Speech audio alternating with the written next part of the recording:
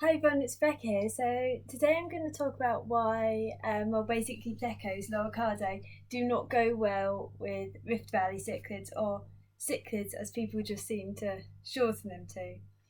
So a lot of people do put them together and they think, well, they're going to clean up your tank. And firstly, they're not going to clean up your tank. And I've said many times that there's no fish that's really going to clean your tank, and they tend to prefer to eat the softer algae, which a lot of Malawi cichlids, I believe Mabuna, which are herbivorous, will pick at those softer algae anyway.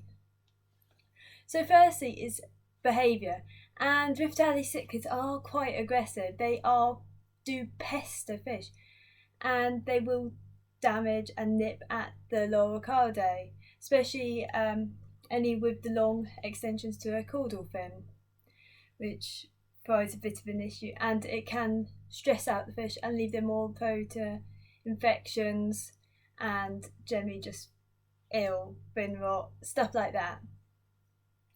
So the next reason why is water perimeters, and so you might know Rift Valley cichlids come from Africa, and that region of Africa is very hard water. It's very high TDS, high mineral content.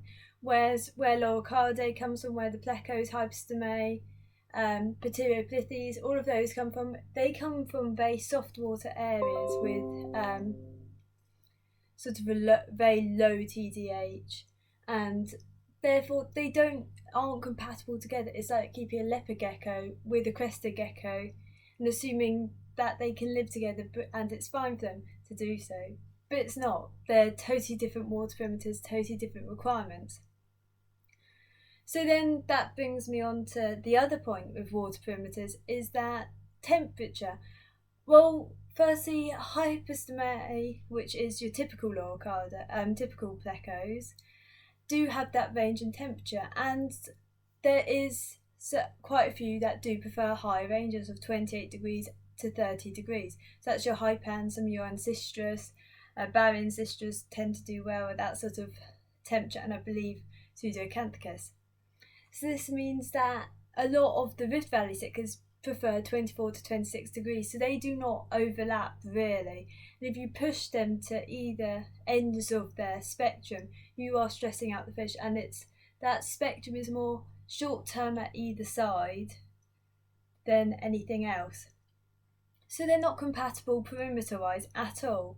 Decor wise, really, Rift Valley cichlids do prefer the rocks and stuff, which isn't incompatible with loricade.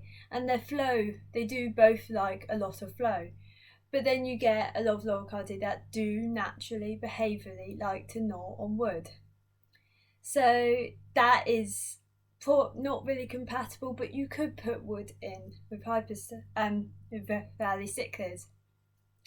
So the next thing is feeding. I've tried to get food to the bottom, to any bottom feeders in with valley cichlids, and it is difficult because those cichlids pester it, they drag it around. If one's got it, they're trying to get it off them. If the other fish at the bottom has it, then another cichlid will go and grab it and drag it around. So there's no real chance for them to be able to get the food, and they eat, especially for if you keep a herbivorous species with a herbivorous species, they eat the same thing. But then that causes another issue if they're not. So hypostome, your plex, come in a whole range of diets, anywhere from detritivores such panek, panaculus, hypostomus collocidum, omnivores, and there's still a range within omnivores, from the more carnivorous kind to the more herbivorous kind, and a lot of fish fit within that spectrum. And then you also get the more carnivorous, they're still omnivores, they will take, as are the herbivorous, they will take the opposite side of the spectrum, but they are prefer more meaty foods. And this causes an issue because if you think a lot of Rift Valley cichlids do like their specific diet, some are herbivorous and generally eat the algae, the ulfwich, which grows on the top of rocks, whereas some are carnivorous. So from memory, Fontosa are carnivorous, and Mabuna are, and I believe even Mabuna and I think peacocks, I'm not very good on my Rift Valley cichlids, are herbivorous. But I'd research the actual diet of the fish, but if you look at it, that if you give a herbivorous species a carnivore diet, it can lead to bloat, shorter lifespan. It generally just leads to constipation. They're not adapted for it. And so if you're feeding the the hypostome, is carnivorous diet it needs, it's hardly going to be able to get to bottom, and the cichlids are going to eat the large majority of it. And that's going to lead to problems in the cichlids themselves. And the other way round, the herbivorous food is very difficult to digest, but anything carnivorous produces a lot of waste. And it just doesn't work. Is generally with Lorcardia, I prefer to have fish that are slow feeding. They won't get the food before them. All my fish are very slow feeding.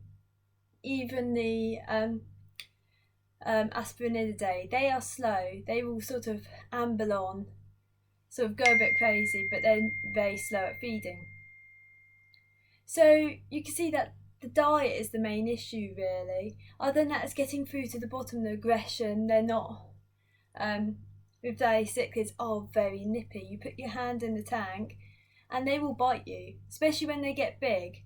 And that means that you can't put them, a lot of them. Not all Rift Valley cichlids are small, and I should say shell-dwellers aren't. So the aggression thing is kind of different, but the water hardness is only going to be exaggerated by the shells. It's going to get harder, more carbonate hardness, and you're going to find that Lorcardia are easily, if they have opportunistic feeders with eggs and anything like that.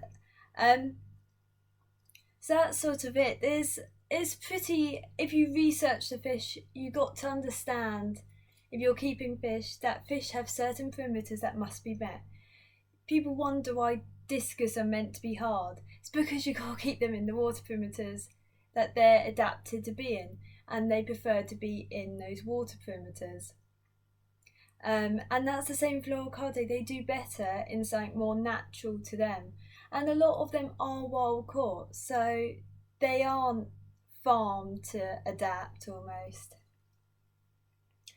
And an important thing is feeding. Getting food to the bottom is really difficult. You see half-starved hypostome all the time, and it is really not nice.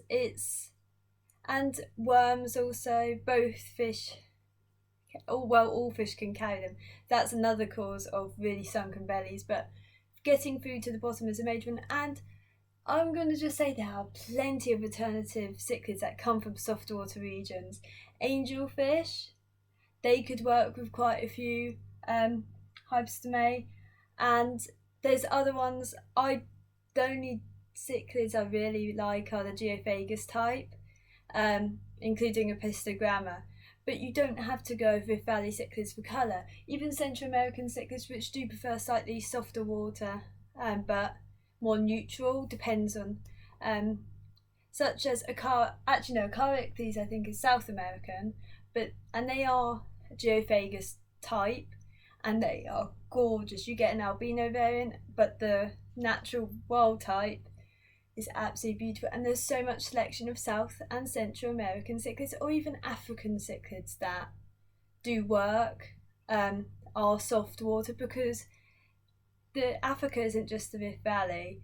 There are plenty of other fish out there which are soft water. A lot of the Memoridae are soft water. There are some in Lake Tanganyika, I believe some in Lake Malawi, and the other lakes. But they are a lot. And what about if you have Rift Valley cichlids and you want to put a bottom dweller in it? Well, I should make a video about this, and a lot of people don't research the genus Synodontis. And I'm not saying they don't consider it, they do consider Synodontis, but they don't look into the specific water perimeters. So Synodontis I believe there's one species in Lake Malawi. There's one species, there's a few species in Lake Tanganyika, I can't pronounce it. And I believe there might be a few in Victorians, other lakes around that. But the majority actually come from the Congo regions of soft water around Africa, including the featherfin. So what I recommend is a common species or hybrid that you see is Synodontis Oh my god, 5 seconds. Sorry, my memory. Which is Synodontis petricola. And this is known as the cuckoo catfish, so it does parasitize, it is a brood parasite of Rift Valley cichlids and is found in Lake Tanganyika, so it is adapted for hard water. And otherwise, a lot of the Synodontis we consider, a lot of the attractive ones, featherfins love the common ones because petricola is really beautiful and it is a good size, but a lot of them are almost like the African version of a Corydoras. They often shoaling. They do have a pecking order, which Corydoras tend to be a bit more peaceful, and they're not really considered. They are absolutely a beautiful genus, big characters. Some are very big. If you want the softer water Synodontis, I might do a video on the genus. It's just getting images of footage of the different species because they are a great one to consider. I should really do a video explaining the taxonomy of Loricaridae. Anyway, thank you for watching. If you have questions, please ask. I'm happy to answer any.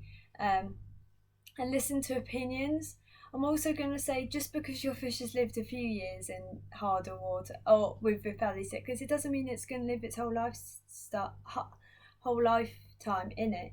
Doesn't mean it's actually happy because it's alive, and it doesn't mean a lot of them should live for decades.